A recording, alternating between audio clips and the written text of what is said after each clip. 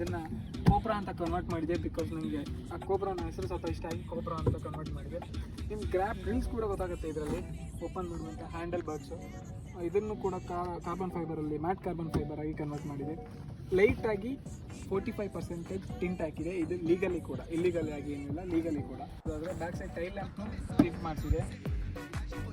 ಒಳಗಡೆ ಬಂದ ತಕ್ಷಣ ನಿಮಗೆ ಫಸ್ಟ್ ಕಾಮ್ದೆ ಟ್ರಾನ್ಸ್ಫಾರ್ಮರ್ ಲೋಗೋ ನೋಡಿ. ಇದು ಟ್ರಾನ್ಸ್ಫಾರ್ಮರ್ ಲೋಗೋ ನಿಮ್ಗೆ ಗೊತ್ತಿತ್ತು ಆಲ್ರೆಡಿ. ಇದು ಮೊದಲು ಬೇರೆ ಇತ್ತು, ಬಟ್ ಈಗ ಟ್ರಾನ್ಸ್ಫಾರ್ಮರ್ ಹಾಕಿದೆ ಲೈಕ್ ಇರಲಿ ಅಂದ್ಕೊಂಡೇಳಿ. ಅದಾದ ನಂತರ ಇದು ಸ್ವಲ್ಪ ತಿರುಗಿಸ್ಲಿಕ್ಕೆ ಈಸಿ ಆಗಲಿ ಅಂದ್ಕೊಂಡೇಳಿ ಸ್ಟೇರಿಂಗ್ನ ಲೆದರ್ ಕವರಲ್ಲಿ ಸ್ಟೇರಿಂಗ್ನ ಹೊಲಿಸಿದೆ. ಅದಾದಮೇಲೆ ಇಲ್ಲಿ ಮಾರುತಿ ಲೋಗೋ ನೋಡ್ಬೋದು ನೀವು. ಕಾರ್ಬನ್ ಫೈಬರ್ನ 2 ಸ್ಟಿಕ್ಕರ್ಸ್ ಆ ಕಡೆ ಈ ಕಡೆ ಹಾಕ್ಸಿದೆ. ಅದಾದ ನಂತರ ಈ ಡ್ಯಾಶ್ಗೆ ಮೀಟರ್ ಡ್ಯಾಶ್ ಏನಿದೆ ಟಾಪ್ಗೆ, ಇದಕ್ಕೂ ಕಾರ್ಬನ್ ಫೈಬರಿಂದ ಫಿಲ್ ಮಾಡಿದೆ. ನಂತರ ಈ ಕ್ಯಾಪ್ ಇದೆ, ಡ್ಯಾಶ್ ಕ್ಯಾಪ್. ಈ ಡ್ಯಾಶ್ ಕ್ಯಾಪ್ ಕೂಡ ಕಾರ್ಬನ್ ಫೈಬರಿಂದ ನಾನು ಫಿಲ್ ಮಾಡಿಸಿದೆ. ಅದಾದ ನಂತರ ಇಲ್ಲಿ ನೀವು ಸೈಡಿಗೆ ಎಕ್ಸ್ಟ್ರಾ ಮೀಟರ್ಸ್ ನೋಡ್ಬೋದು. RPM ಫಸ್ಟ್ ಇರೋದು RPM ಮೀಟರ್, ಇದೆಲ್ಲ ವರ್ಕಿಂಗ್ ಇದೆ. ಫಸ್ಟ್ ಇರೋದು RPM ಮೀಟರ್, ನಂತರ